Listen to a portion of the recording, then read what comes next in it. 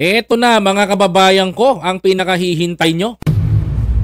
Sa pagbisita ni former Senator Antonio Sani Trillanes IV sa The Hague, Netherlands, kung saan nakakulong yung patron na puon ng mga DDS.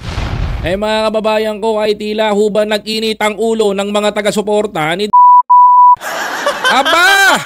Ang tindi nga naman mga kababayan ko, sa mga kumalat na larawan sa social media, mga kapatid, na inyong makikita ngayon dito at ipapakita ko ho, na tila ho ba mga kababayan ko ay pinag-initan ng mga DDS at ng mga netizen, mga kababayan ko, ang larawan ng former Senator Antonio Sani Trillanes. Ito ho mga kababayan na inyong makikita kung saan nandun ho siya, nakatayo kung saan malapit sa selda ng dating Pangulo.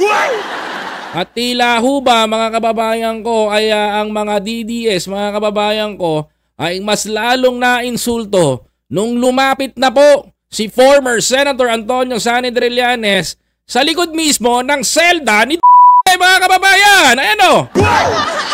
Gigil na gigil ang mga supporter sapagkat mga kababayan ay hindi ho nila matanggap na binabaho sila neto ni former Senator Antonio Sani Trillanes habang nagrarally sa labas. Aba mga kababayan ko, medyo nagulumihanan yung mga DDS dito. Bakit daw nakapunta si Trillanes sa Netherlands, mga kababayan ko? At tila ho ba, komportable ho yung ating pambato o ang ating bayani sa pagpapakulong kay dating Pangulong.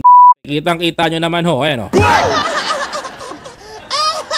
Ayan, para makita nyo lang ho, pinakita ko ho sa inyo yan bago ho tayo mag-umpisa.